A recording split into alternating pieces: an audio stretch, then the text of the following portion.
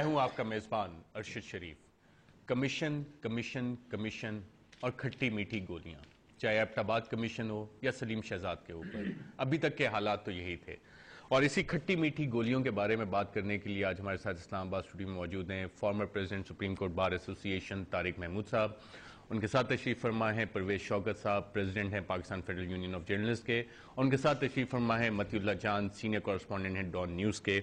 और नाज़रीन, प्रोग्राम के शुरू में हम आपको ये खबर देते चलें कि चीफ जस्टिस इफ्तिखार चौधरी ने 2 कमीशंस के लिए सुप्रीम कोर्ट के 2 सीनियर जजेस को नामजद किया है। मतीउल्लाह कौन है? जस्टिस जावेद इकबाल, जिनको हुकूमत ने पहले बगैर मशवरे के चीफ जस्टिस के नामजद कर दिया था एबटाबाद ऑपरेशन के हवाले से, और जिसके बाद ये बहस चल पड़ी थी कि आया हुकूमत को ये अख्तियार है कि चीफ जस्टिस के मशवरे के बगैर किसी अदालती कमीशन का सरबराह मुकर्रर कर सकती है।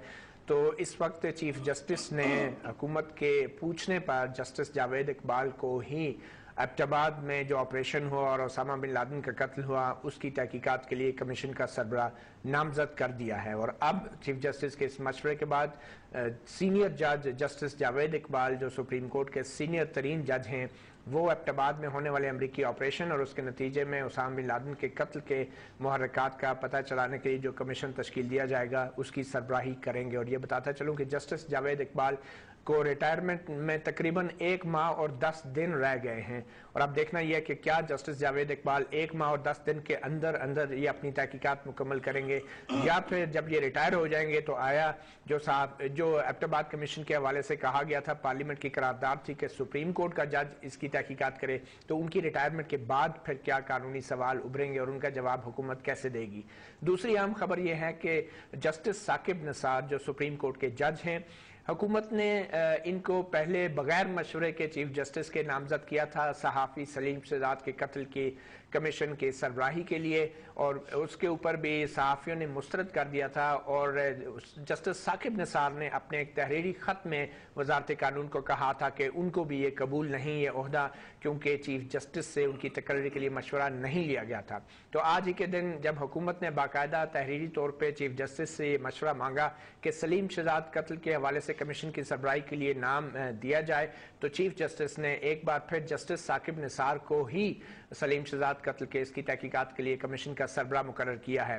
तो अब बज़ाहिर ये तनाज़ा जो है ख़त्म हो गया है, कमीशन के सरबराह उन्हीं 2 जजों को मुकर्रर कर दिया गया है जो हुकूमत की ख्वाहिश थी। बज़ाहिर चीफ जस्टिस को अख्तियार मिल गया है और हुकूमत को वो जज मिल गए हैं वो जो चाहते हैं। और अब देखना ये है कि किस तरीके से जो है ये इस पे लेकिन बहुत सारे सवालात भी हैं, मती उनकी तरफ भी आएंगे। और एक सवाल तारिक महमूद साहब जो मतीउल्लाह जान ने उठाया कि जस्टिस जावेद इकबाल के रिटायरमेंट में 1 महीना 10 दिन रह गए हैं तकरीबन, और अगर जस्टिस जावेद इकबाल रिटायर होते हैं तो क्या उसके बाद भी ये कमीशन की सरबराही करते रहेंगे, या कि तकरीबन 40 दिन के अंदर अंदर वो एबटाबाद कमीशन जो बन रहा है उसमें अपनी रिपोर्ट दे सकेंगे? इतना सीरियस मामला है। देखिए जी, 40 दिन में तो रिपोर्ट देना नामुमकिनात है, क्योंकि बहुत वाइडर किस्म का इशू है और उसमें बेशुमार एविडेंस होगी, वो तो मुमकिन नहीं है। अब मसला ये है कि ये मेरा ख्याल है, अगर मेरी याददाश्त दुरुस्त है, पाकिस्तान में शायद ही ऐसा कोई कमीशन बना हो जिसमें एक सर्विंग जज, क्योंकि देखें उसमें उस वक्त मुतालबा ये था, सबसे पहले नवाज शरीफ साहब ने बात की, उन्होंने तो खैर बात की थी चीफ जस्टिस ऑफ पाकिस्तान और तमाम चीज़, लेकिन अल्टीमेटली बात ये हुई कि एक सुप्रीम कोर्ट का जज का मतलब था सर्विंग जज, नॉट द रिटायर्ड जज, प्लस जो भी है। अब ये शायद पाकिस्तान की हिस्ट्री में पहली मरतबा हुआ है कि वो सर्विंग जज तो है, लेकिन ये अपना एक एस्पेक्ट ज़रूर है कि 40 दिन के बाद जो है ना वो एक रिटायर्ड जज हो जाएंगे। तो इसमें गो के कानून में ऐसी ममानत, क्योंकि जो अगर कानून पढ़ें तो उसमें ये बात है कि गवर्नमेंट किसी को भी कर सकती है। फ़र्क सिर्फ इतना था कि अगर एक किसी रिटायर्ड जज को करती तो फिर सिर्फ उससे कॉन्सेंट लेना ज़रूरी था। अब सर्विंग जज को लेंगे तो इंस्टीट्यूशन के हेड को लेना ज़रूरी था। तो वो चूंकि इस वक्त सर्विंग जज अब इन्होंने कर तो दिया, मेरा ख्याल है असल बात अब ये हुई कि चूंकि एक दफ़ा दोनों नाम आ चुके थे और जावेद साहब ने तो फौरी तौर पर यह कह भी दिया था कि मेरे लिए ये बहुत एजाज़ की बात है और बड़ा ये नोबल काम है और बड़ा मैं खुशी से करूँगा, तो मेरा ख्याल है एम्बैरेसमेंट से बहैसियत former president supreme court bar association, एक सीनियर वकील जो मामलात को बहुत अच्छी तरह से समझता है, कमीशंस के मामलात आपने पहले भी काफ़ी सारे देखे हैं, इसकी इम्प्लीकेशंस क्या होगी कि एक सर्विंग जज जो 40 दिन बाद रिटायर हो रहा है और बकौल आपके कि ऐसा नहीं लगता कि 40 दिन में ये इंक्वायरी मुकम्मल भी होगी, इम्प्लीकेशंस क्या होंगी इसकी कि अगर रिटायरमेंट के बाद इनको एक्सटेंशन नहीं मिलती और नया जज लगाना पड़ता है, तो क्या कमीशन उतना इफेक्टिव रहेगा? नहीं,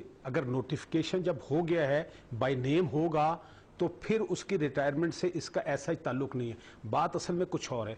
बात यह है कि जो भी हेड कर रहा होगा ना, ये इतना सीरियस मैटर है, दोनों सीरियस मैटर है, लेकिन मैं समझता हूं एबटाबाद वाला मामला बहुत सीरियस मैटर है और इसमें बहुत स्ट्रांग आदमी होना चाहिए। आदमी स्ट्रांग होना चाहिए। इस बात से मेरा ख्याल फर्क नहीं पड़ता कि वो 40 दिन जो है वो एज ए सर्विंग जज रहे और उसके बाद रिटायर हो गए। इम्प्लीकेशंस क्या होगी? क्या इन्हें एक्सटेंशन देनी पड़ेगी हुकूमत को? नो, एक्सटेंशन का तो कोई नहीं, नोटिफिकेशन रहेगा। ये जज नहीं, क्योंकि देखें कॉन्स्टिट्यूशन में 65 ईयर जिस दिन पूरे होंगे वो ऑटोमेटिकली खत्म हो जाएगा। एक्सटेंशन का तो कोई सवाल ही पैदा नहीं होता। नहीं, तो इसमें मसला नहीं होगा कि एक जज जिसने शुरू की इंक्वायरी वो सर्विंग जज था, डिफरेंट पावर्स होती हैं, 40 दिन बाद वो रिटायर हो जाएगा, कॉन्स्टिट्यूशन 65 साल का कहता है। पावर डिफरेंट नहीं होगी, क्योंकि तो फिर सर्विंग जज का मुतालबा नहीं, क्यों था? वो मुतालबा उस वक्त था इसलिए कि एक कॉन्सेप्ट है कि जिस वक्त आप सर्विंग जज मिसाल के तौर पर काम करेगा तो प्रज्यूम ये किया जाता है कि वो ज्यादा पावरफुल होगा, ज्यादा इफेक्टिव होगा। आपको मैं मिसाल के मतीउल्लाह जान इस बात को जानते हैं कि जिस वक्त मिसिंग पर्सन का केस चल रहा था तो एक स्टेज पर आया कि सुप्रीम कोर्ट ने यह कहा कि हुकूमत ने कमीशन बनाया जिसमें रिटायर्ड जज साहिबान थे, उनके पास भिजवाया गया। तो उस पर यह सवाल उठाया कि मिसाल के तौर पर अगर सुप्रीम कोर्ट इसमें इतना ज्यादा इफेक्टिवली काम नहीं कर सकी, गो के कुछ काम हुआ, बहुत से लोग जो है रिकवर भी हुए या उनके वेयर अबाउट्स का पता चल गया, तो उन्होंने उस वक्त एतराज आया था कि ये जो रिटायर्ड जज साहिबान ये किस। लेकिन उस कमीशन ने खुद ये एक्सेप्ट किया कि इंटेलिजेंस एजेंसीज ने जिस तरह से कॉपरेशन थी उस पर काफी सारे ऑब्जर्वेशन दी कि कॉपरेशन नहीं मिली। ये इंपॉर्टेंट बात होगी कि ये खास रिपोर्ट कोई इतना ज्यादा एक्टिव नहीं है, लेकिन बहरहाल कि लेकिन ये एक बहरहाल एक हिस्टोरिकल बात जरूर हुई है। फर्स्ट टाइम हुआ कि एक जज साहब की जो अपॉइंटमेंट हुई है, मेरा ख्याल है एम्बेरसमेंट से बचने के लिए, क्योंकि देखें उन्होंने भी हामी भर ली थी और शायद उस सुप्रीम कोर्ट की यूनिटी या इस किस्म के मामला तो होते हैं, तो उन्होंने ये मुनासिब समझा कि चूंकि हुकूमत प्रिंसिपली इस बात को तस्लीम कर लिया कि इंस्टीट्यूशन के हेड से जो है उनको कहा जाएगा और चूंकि इंडिपेंडेंस ऑफ जुडिशरी के प्रिंसिपल को हुकूमत ने भी रिस्पेक्ट किया, कोर्ट ने एक्नॉलेज किया, उन्होंने उसमें झगड़े। परवेज शौकत साहब, president Pakistan federal union of journalist, आज तक सलीम शहजाद के कमीशन के अनाउंसमेंट के बाद से लेके अब तक कितनी खट्टी मीठी गोलियां दी जा चुकी हैं आपको? देखें, खट्टी मीठी गोलियां बाज़ का हाजमे के लिए बड़ी मुफीद साबित होती हैं। हाजमा खराब हुआ, हाजमा खराब था हमारा और हमें तवक्को नहीं थे जुडिशल कमीशन सुप्रीम कोर्ट के जज की सरबराही में कायम हो। एक्चुअली हमारी कौम का मिजाज है, अरशद सीर साहब मेरे समेत, हम हर चीज़ में शक व शुबे की पहले ही गुंजाइश रख लेते हैं। अगर आज सुप्रीम कोर्ट के दोनों जज मुकर्रर हो गए हैं और हुकूमत कमीशन के लिए भी, सलीम शहजाद के लिए भी, सलीम शहजाद के लिए भी, और हुकूमत और सुप्रीम कोर्ट के दरमियान जो कशीदगी पाई जाती है, मैं समझता हूँ उसमें कमी भी होगी। और दूसरी बात यह है कि ये पाकिस्तान की तारीख में एक रिकॉर्ड होगा और मैं अपने टेन्योर में ये फख्र से बात कह सकूंगा। उस कमीशन का जो इनिशियल नोटिफिकेशन था, परवेज शौकत साहब, कमीशन कायम करने के लिए कायम तो हो गया, उसके एक मेंबर आप भी तो होंगे। बात सुन ले पूरी, जो हमने स्ट्रगल शुरू की, जिसके लिए इतना बड़ा स्ट्रगल अभी खत्म नहीं हुआ परवेज शौकत साहब, स्ट्रगल हम जारी रखेंगे। अब शुरू हुआ है, अब शुरू हुआ है इम्तिहान, बिल्कुल सही कहा इन्होंने।